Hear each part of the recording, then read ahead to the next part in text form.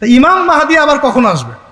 আমরা তো বুঝলাম ইমাম মাহদি আসবেন তারপরে দাজ্জাল, তারপরে ঈসা আলাইহিস সালাম, তারপরে খেলাফা, এই তো। তাহলে ইমাম মাহদি আবার কখন? আমাদের বুয়েটের মাহদি বের হয়, পাঞ্জাব থেকে মাহদি বের হয়, হ্যাঁ, বাংলাদেশের ওই কোনায় মাহদি বের হয়, সৌদি আরব থেকে ওই কোনা থেকে মাহদি বের হয়, হয় না? খুব ভালো করে মনে রাখবেন, যতক্ষণ এই বিশ্বে একটা মালহামা না হচ্ছে মাহদি আসছেন না। কথা ক্লিয়ার? এই বিশ্বে যতক্ষণ একটা মালহামা না হচ্ছে মাহদি আসছেন না। তিনি আসবেন ফাতিমা রাদিয়াল্লাহু আনহার বংশ থেকে। কার বংশ? তার আসল নাম মুহাম্মদ। কি নাম? তার নাক উঁচু, নাক একদম উঁচু, খাড়া, কপাল চওড়া, চেহারার গড়নটা আমাদের নবী সাল্লাল্লাহু আলাইহি ওয়াসাল্লামের। তার বাবার নাম হবে আব্দুল্লাহ, তার মায়ের নাম হবে আমিনা। তিনি দায়িত্ব নিতে চাইবেন না, তিনি দায়িত্ব নিতে চাইবেন না। তিনি দায়িত্ব না নেওয়ার জন্যে মদিনা থেকে পালিয়ে মক্কায় চলে আসবেন। ভয়ে আমাকে দায়িত্ব দিও না, এই ভয়। ও তিনি আরবি ভাষায় কথা বলবেন, বাংলা ভাষায় না। এখনকার মাহাদিরা পাঞ্জাবি ভাষায়, বাংলা ভাষায় কথা বলে, ঠিক আছে?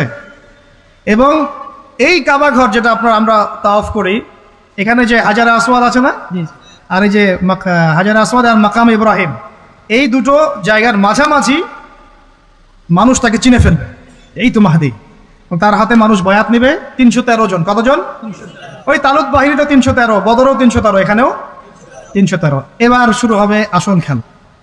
এবার প্রথমে ওই আরবেরই একটা গোত্র বনু কালব। কোন গোত্র?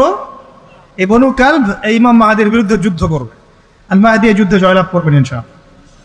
তারপরে সিরিয়া, শাম থেকে, শাম মানে শুধু সিরিয়াই না, ওই পুরো অঞ্চলটাই শাম, ওখান থেকে একটা দল আসবে এই মাহদির সাথে যুদ্ধ করার জন্য।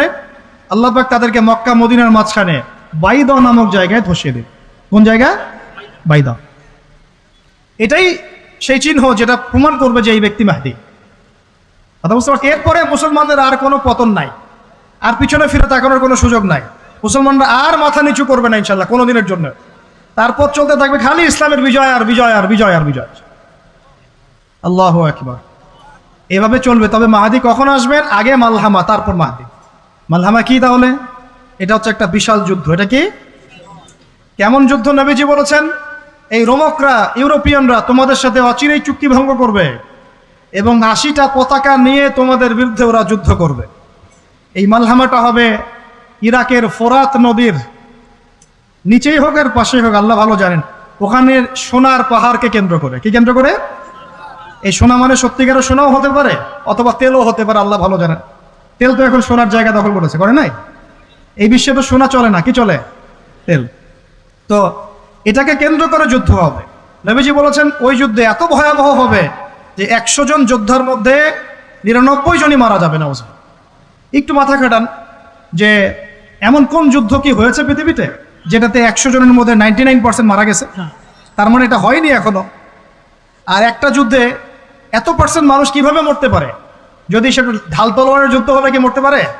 নিশ্চয়ই এমন কোনো অস্ত্র সেখানে প্রয়োগ করা হবে যাতে একাধারে অনেক মানুষ তাড়াতাড়ি মারা। এটা এই অস্ত্র এখনকার যুগের কি অস্ত্র? নিউক্লিয়ার ওয়েপেন্স হতে পারে, হতে পারে যদি এই যুগে সেটা হয়। আর যদি আল্লাহ পাক এটাকে আবার পূর্বের অবস্থায় নিয়ে যান, সেটাও হতে পারে। আল্লাহ